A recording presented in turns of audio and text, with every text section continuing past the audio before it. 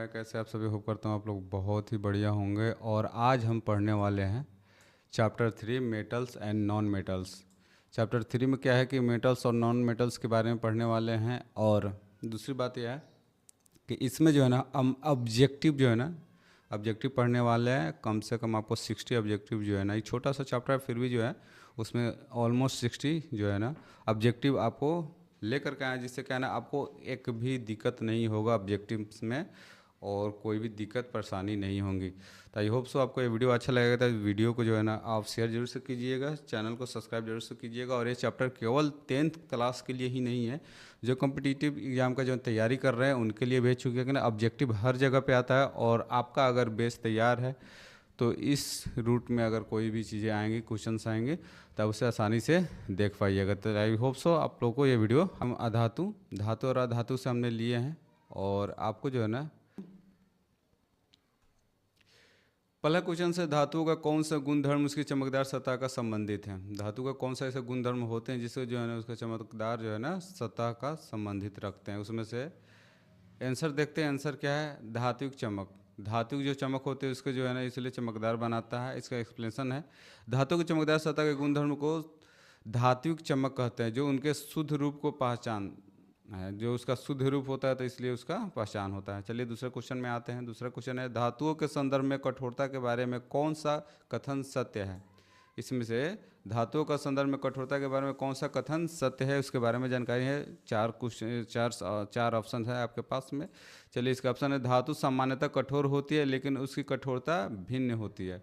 धातु जो होती है ना सामान्यतः कठोर ही होती है लेकिन उसकी कठोरता भिन्न होती है। ठीक है, देखिए धातु समानता कठोर होती है परंतु उसको प्रत्येक धातु की कठोरता अलग अलग होती है, उसका अलग अलग कारण भी होता है। चलिए तीसरा क्वेश्चन में आते हैं। तीसरा क्वेश्चन है, धातु के किस गुणधर्म के कारण उनके पतली चादरों में पीटा जा सकता है। मतलब किस गुणधर्म के कारण जो है ना उसको पीटा जा सकता है।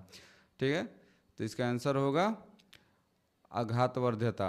आघातवर्ध्यता के कारण जो है ना धातु के वो गुणधर्म होता है जिसके पतली चादर बनाई जा सकती है उसको पीट पीट करके। ठीक है, चलिए आगे बढ़ते हैं। चौथा नंबर में, निम्न में से कौन से धातु सबसे अधिक आघातवर्ध है। निम्न में से कौन सा धातु जो है सबसे निम्न मतलब सबसे अधिक आघातवर्ध है, मैंने कौन सा ज़्यादा चोट सहन कर सकता है, टूटता उठता नहीं है। तो इसमें लेड, जिंक है, एल्युमिनियम है, सोना और चांदी है।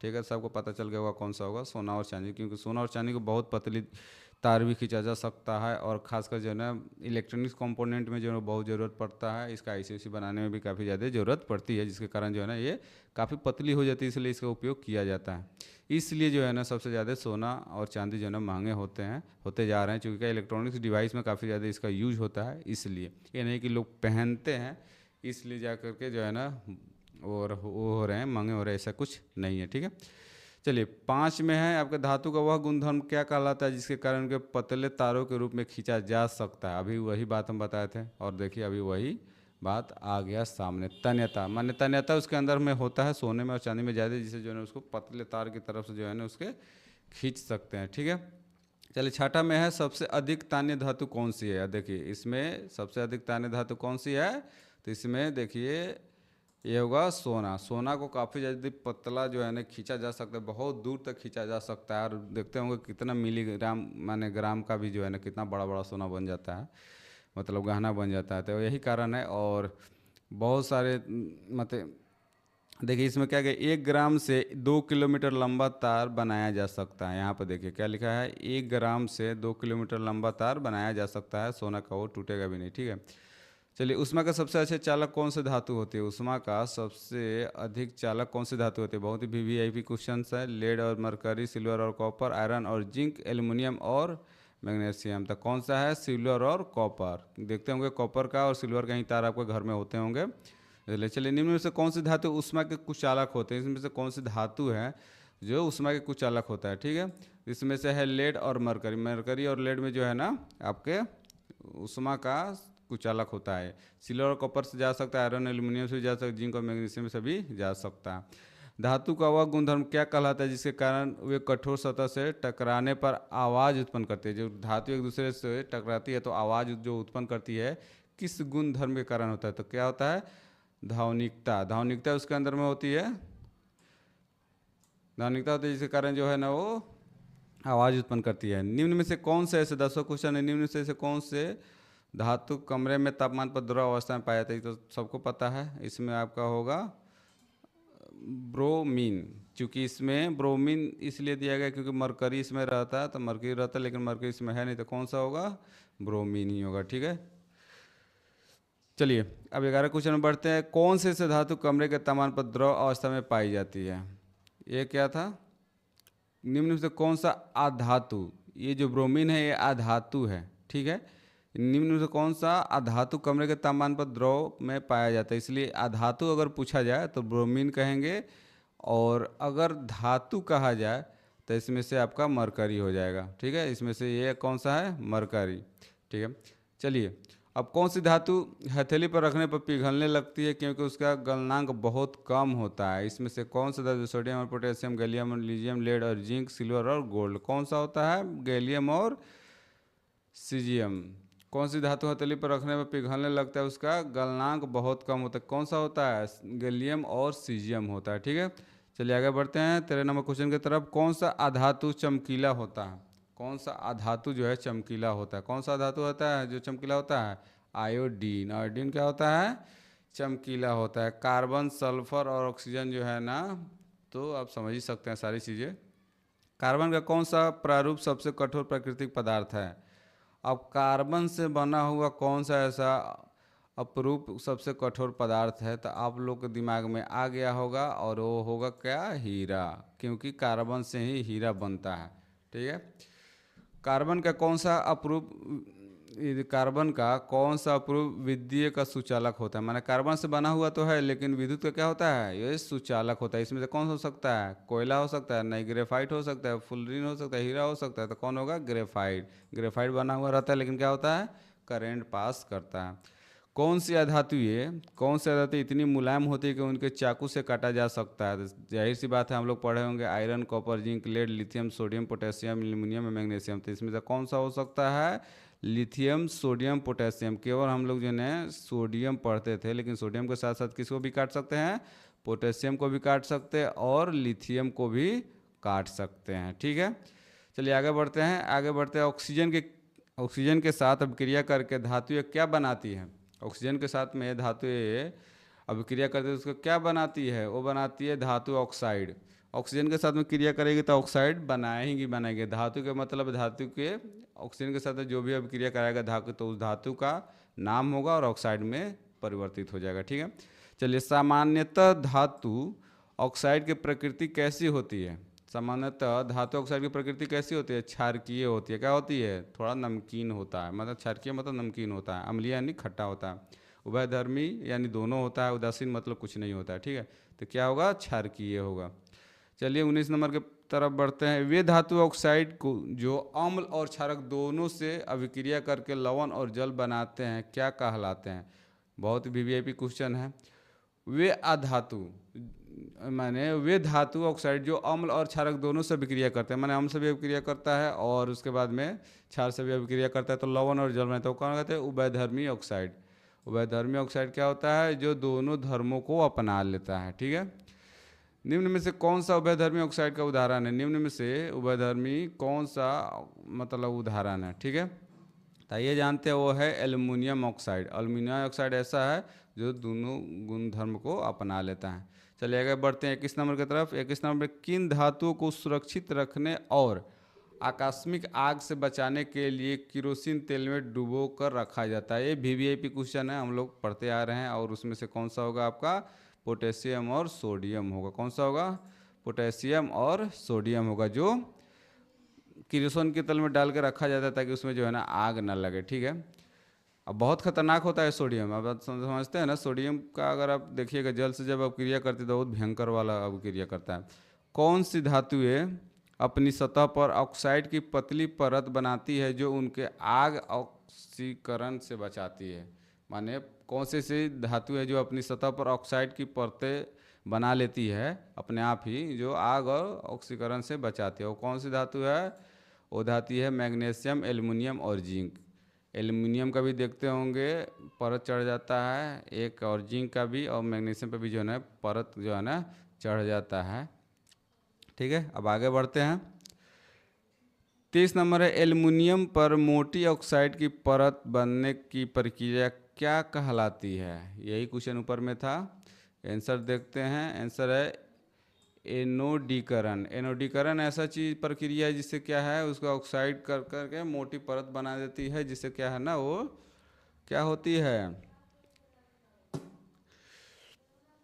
आग और ऑक्सीकरण से उसको बचाती है, काफ़ी दिनों तक वो चलते रहता है। जल के साथ अभिक्रिया करके धातुएं क्या उत्पन्न करती है? जल के साथ जो है ना, धातुएं क्या उत्पन्न करती है, अभिक्रिया जो करती है, तो धातु ऑक्साइड और हाइड्रोजन का। जल के साथ जब भी अभिक्रिया करेगी तो क्या होगी, धातु ऑक्साइड ऊपर वाले क्वेश्चन में हमने पढ़े हैं, और हाइड्रोजन गैस बनाते हैं। चूँकि जल के जब अभिक्रिया होती है, H2O होती है, तो क्या होती है, ऑक्सीजन हट जाती है, ऑक्साइड के रूप में परिवर्तित हो जाती है, साथ में जो है ना हाइड्रोजन गैस यानी H2 निकलता है।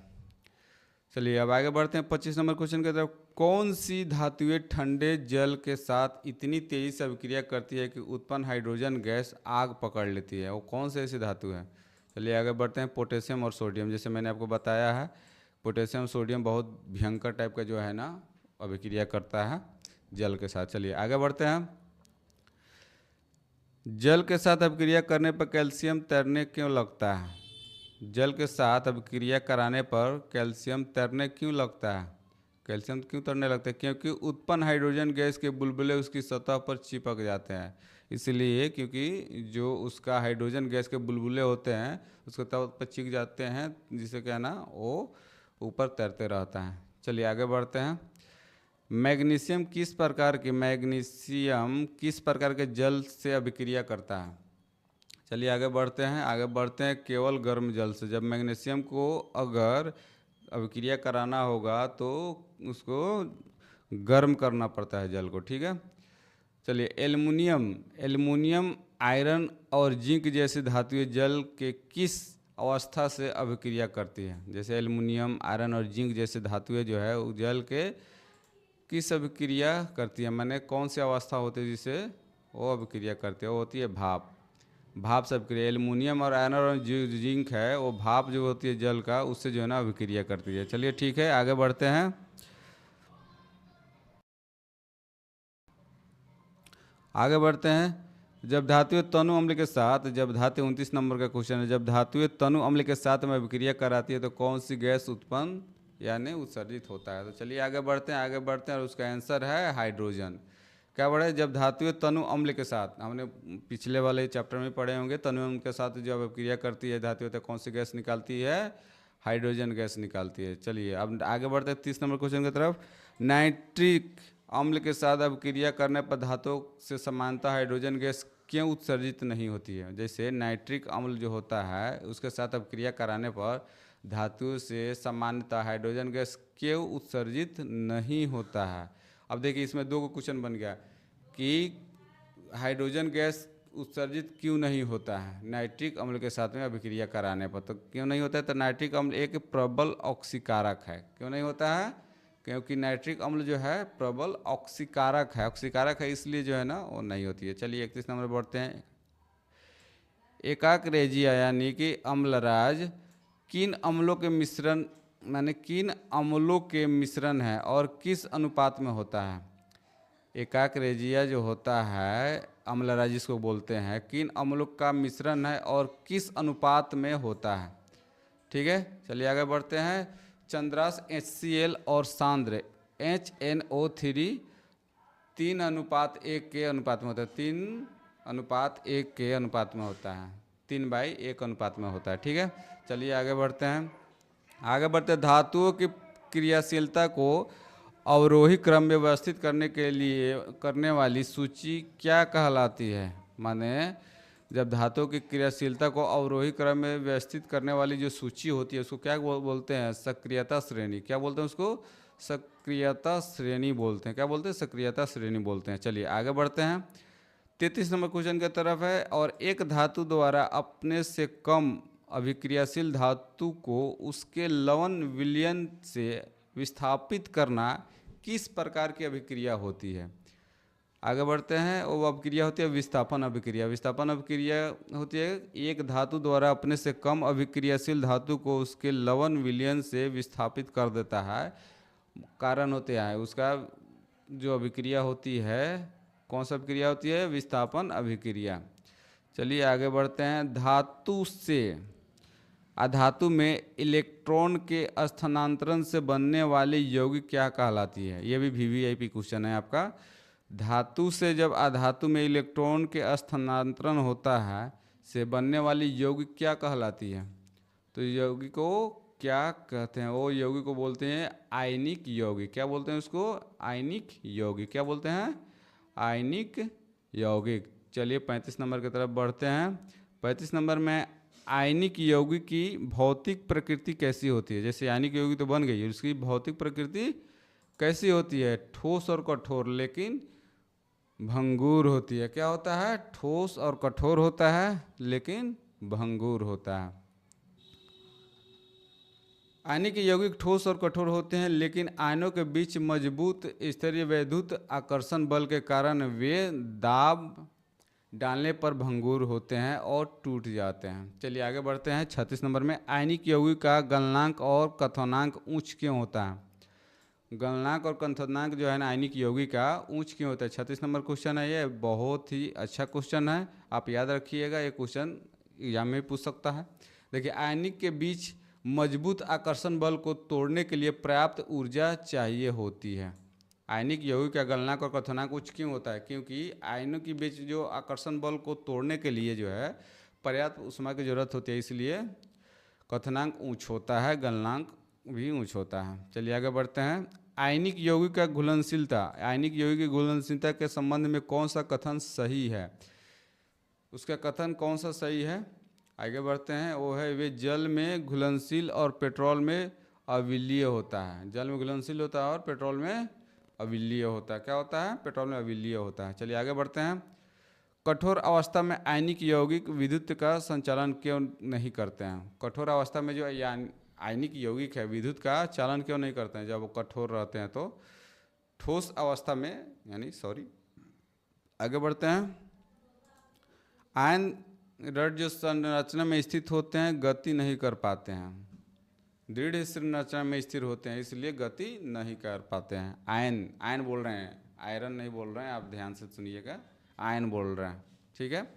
ठोस अवस्था में आयनिक यौगिकों में आयन जो होती है माने अपनी निश्चित स्थिति पर दृढ़ता से बंधे होते हैं, इसलिए वे गति नहीं कर पाते और विद्युत का चालन नहीं होता। जब वो गति नहीं करेंगे तो कैसे विद्युत का वो करेंगे?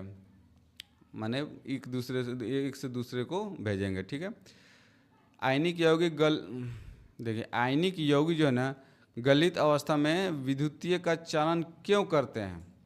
आइए जानते हैं। आगे बढ़ते। ऊष्मा से आयनों के बीच आकर्षण बल कमजोर होता है जिससे वे स्वतंत्र रूप में गमन करते हैं। आयनिक यौगिक माने गलित अवस्था में, माने आयनिक यौगिक होता है जो गलित अवस्था होता है। गलित अवस्था का मतलब होता है माने लिक्विड अवस्था में, माने जो गला हुआ अवस्था में विद्युत का चालन क्यों करते हैं? इसलिए करते हैं क्योंकि उसमें ऊष्मा के आयनों के बीच आकर्षण बल क्या होता है? ढीला पड़ गया हुआ रहता है, इससे वे स्वतंत्र रूप में क्या होता है? गमन करते रहता है। चलिए आगे पढ़ते हैं।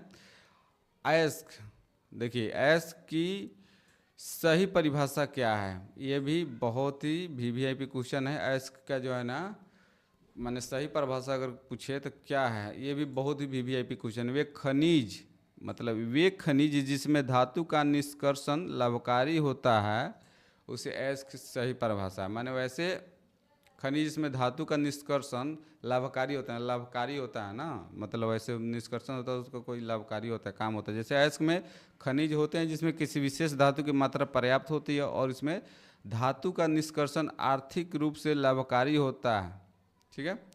चलिए अयस्कों में पाई जाने वाले अशुद्धियाँ, माने अयस्क में भी अशुद्धि पाई जाती है। अयस्कों में पाई जाने वाले अशुद्धियाँ जैसे मिट्टी और रेत क्या कहलाती है? अगर अयस्क में मिट्टी और रेत पाई जाती है तो उसको क्या बोलते हैं? उसको बोलते हैं गैंग। उसको क्या बोलते हैं? गैंग। अयस्क में पाई जाने वाली अशुद्धियाँ जो होती है उस क्या होती है? गैंग होती है, इसलिए उसको बाहर निकाल देते हैं। जैसे अयस्क में मिली हुई अनुपाती अशुद्धियों को जैसे मिट्टी और रेत आदि गैंग कहलाती है, ठीक है। चलिए 42 नंबर में आते हैं।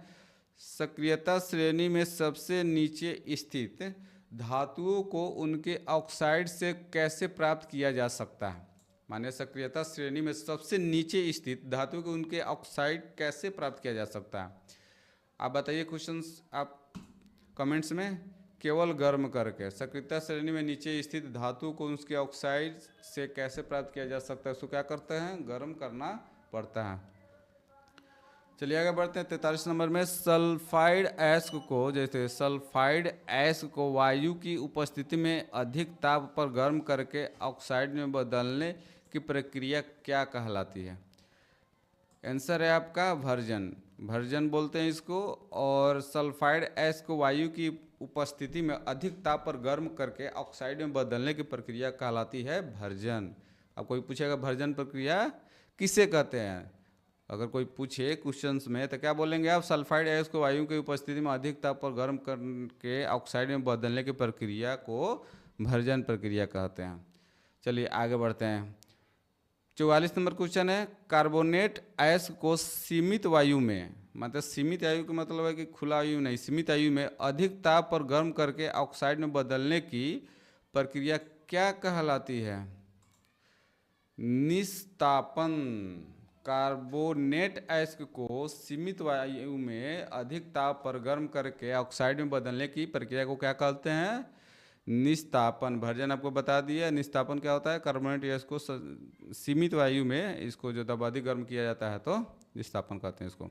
चलिए आगे बढ़ते हैं 45 नंबर। रेल की पटरियों और मशीनी पुर्जों की दरारों को जोड़ने के लिए किस अभिक्रिया का उपयोग किया जाता है? जैसे रेल की पटरी है उसको जोड़ा जाता है, या पुर्जों को दरार जो होता है उसको जो भरा जाता है उसको उपयोग किया जाता है, उसको कौन सा अभिक्रिया के द्वारा किया जाता है? तो उसको बोलते हैं थर्मिट अभिक्रिया। उसको क्या बोलते हैं?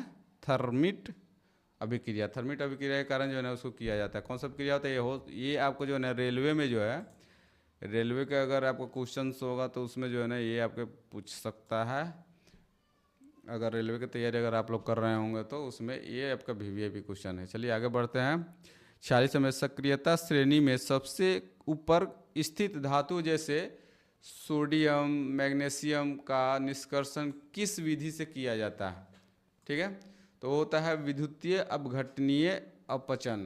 क्या होता है वो? विद्युतीय अपघटनीय अपचन बोलते हैं। उच्च अभिक्रियाशील धातुओं को उनके गलित क्लोराइड या ऑक्साइड के विद्युतीय अपघटनीय अपचन द्वारा प्राप्त किया जाता है, क्योंकि वे कार्बन से भी अधिक ऑक्सीजन के प्रति बंधुता रखती है। बंधुता मतलब कि लगाव रखती है। ठीक है, चलिए आगे बढ़ते हैं। 47 नंबर क्वेश्चन की तरफ बढ़ते हैं। धातुओं के विद्युतीय अपघटनीय परिष्करण में एनोड और कैथोड के रूप में किसका उपयोग किया जाता है? धातुओं को क्या लगाया जाता है? एनोड अशुद्ध धातु, कैथोड शुद्ध धातु की। मतलब यहाँ पर ध्यान से पढ़िएगा, अशुद्ध भी लिखा हुआ है, अशुद्ध भी लिखा हुआ है। तो अशुद्ध के लिए क्या लगाते हैं? एनोड। क्या लगाते हैं? एनोड। और कैथोड किसके लिए लगता है? शुद्ध धातु के लिए लगता है। ठीक है, चलिए आगे बढ़ते हैं 48 नंबर क्वेश्चन की तरफ। लोहे में जंग लगने के लिए किन परिस्थितियों का होना आवश्यक है? लोहे में जब जंग लगे उसके कौन सी परिस्थिति में रहता है तो वो जंग लगता है। चलिए आगे बढ़ते हैं। इसका आंसर है आपका वायु, ऑक्सीजन और जल दोनों की उपस्थिति होना चाहिए। केवल वायु होगा तो नहीं होगा, जल केवल होगा तो नहीं होगा, लेकिन वायु और जल दोनों की उपस्थिति होना क्या है? आवश्यक है। चलिए ठीक है, आगे बढ़ते हैं। लोहे के इस्पात को, मतलब लोहे का इस्पात को जंग से बचाने के लिए उस पर जस्ते की पतली परत चढ़ाने की विधि क्या कहलाती है? लोहे के इस्पात को अगर मतलब कि जंग लगने से बचाना है तो उसको क्या बोलते हैं? पतली जस्ते की परत चढ़ा देते हैं, उसको क्या कहते हैं? उसको बोलते हैं यस्दा लेपन। यस्दा लेपन का मतलब होता है गैल्वेनीकरण। गैल्वेनीकरण बोलते हैं या यस्दा लेपन बोल सकते हैं, दोनों में से कोई एक चीज़ जो है आपको लिखा हुआ होगा। चलिए आगे बढ़ते हैं 50 में। 50 नंबर क्वेश्चन है आपके इस चैप्टर का। और दो या दो से अधिक धातुओं की सामग्री मिश्रण को क्या कहते हैं? दो या दो से अधिक धातुओं की जो सामग्री है उसके मिश्रण को क्या बोलते हैं? आप बताइए, आप लोगों को तो सबसे पहले पता होगा, उसको बोलते हैं मिश्र धातु। दो या दो से अधिक धातु होती है, सामग्री मिश्र किया जाता है तो उसको क्या बोलते हैं? मिश्र धातु कहते हैं। यहाँ पर देखिए ऑलरेडी लिखा हुआ है मिश्रण, यानी कि मिश्र धातु। चलिए आगे बढ़ते हैं। लोहे के फ्राइंग पैन, लोहे का फ्राइंग पैन जो होता है, फ्राइंग पैन को जंग से बचाने के लिए निम्न में से कौन सा विधि उपयुक्त है? माने लोहे का फ्राइंग पैन या कोई भी लोहे का, उसको कौन सा विधि से बचाया जा सकता है? ऊपर ऊपरी जैसे ग्रीस लगा करके बचा सकते हैं, पेंट लगा करके बचा सकते हैं, जिंक की परत चढ़ा कर भी बचा सकते हैं, यानी कि डी ऊपर के सभी, ऊपर के जितने भी है ये तीन कुछ आंसर। ग्रीस लगा कर भी आप बचा सकते हैं, पेंट लगा कर भी बचा सकते हैं, जिंक की परत चढ़ा करके बचा सकते हैं आपको। ठीक है, आगे बढ़ते हैं। आपके 52 नंबर में क्वेश्चन है, कोई धातु ऑक्सीजन के साथ अभिक्रिया कर उच्च गलनांक वाला यौगिक निर्मित करती है, यह यौगिक जल में विलीय है, यह तत्व क्या हो जाता है?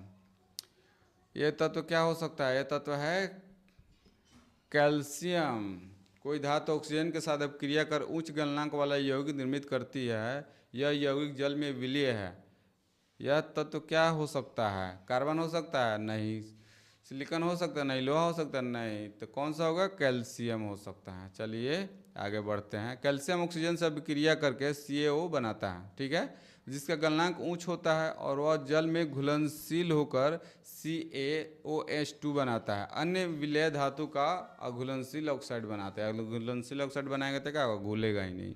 चलिए आगे बढ़ते हैं। 53 नंबर में, खाद्य पदार्थों के डिब्बों पर, ये VVIP क्वेश्चन है, आप लोग थोड़ा ध्यान दीजिएगा। खाद्य पदार्थों के डिब्बों पर जिंक की बजाय टीन का लेप होता है, क्यों? खाद्य पदार्थ होता है उस पर जिंक लगाते नहीं है, क्योंकि उस पर टीन का लेप लगाते हैं। क्यों लगाते हैं? खाद्य पदार्थ है, टीन की अपेक्षा जिंक अधिक अभिक्रियाशील होता है। टीन की अपेक्षा जिंक जो है ना अधिक अभिक्रियाशील होती है और वो अभिक्रिया कर जाती है, इसलिए टीन का लगाते हैं। और खाने की खाद्य पदार्थ होती है, इसलिए थोड़ा सा ध्यान में रखा जाता है। तो आई होप सो आपको इस चैप्टर 3 से जो है ना आपको 50 क्वेश्चंस मिले हैं, 50 नहीं 53 क्वेश्चंस आपको मिले हैं, और आप लोग इसको याद करेंगे। और अगर आपको ये चाहिए PDF में ये सारी चीज़ें, तो हम आपको जो है ना PDF में आपको दे देंगे, ठीक है। चलिए कोई बात नहीं, अब आगे बढ़ते हैं, और इसको जो है ना डाउनलोड करके आपको जो है ना आप कमेंट्स कीजिएगा, तभी हम भेज पाएंगे, नहीं तो नहीं भेजेंगे। जो कमेंट्स करेगा उसको जो पर्सनली जो है ना हम आपको सेंड करेंगे सारे चैप्टर्स के ये PDF। आप कहीं भी जाइएगा, कहीं से भी निकालिएगा, आपको ये मतलब ऑब्जेक्टिव नहीं मिलेगा आपको, क्योंकि एक चैप्टर से 60, 50, 55 इस टाइप का जो है ना ऑब्जेक्टिव निकालना काफ़ी ज़्यादा मुश्किल होता है। तो आई होप सो आप लोगों को ये वीडियो अच्छा लगा होगा, तो आप जो है ना चैनल को सब्सक्राइब जरूर से कर दीजिएगा, वीडियो को लाइक कर दीजिएगा, शेयर कीजिएगा, और कमेंट्स ज़रूर से कीजिएगा कि आपका वीडियो कैसा लगा, और शेयर जरूर से कीजिएगा, क्योंकि ये अकेले अभी मेहनत कर रहे हैं तो करना ही पड़ेगा आप सबों के लिए, ठीक है। I hope so. तो चलिए आगे बढ़ते हैं, और आगे बढ़ कर के आपको जो है ना सारा प्रॉब्लम सॉर्ट आउट करते हैं। मिलते हैं आपसे अगली वीडियो में, तो दीजिए इजाज़त। जय हिंद बॉस।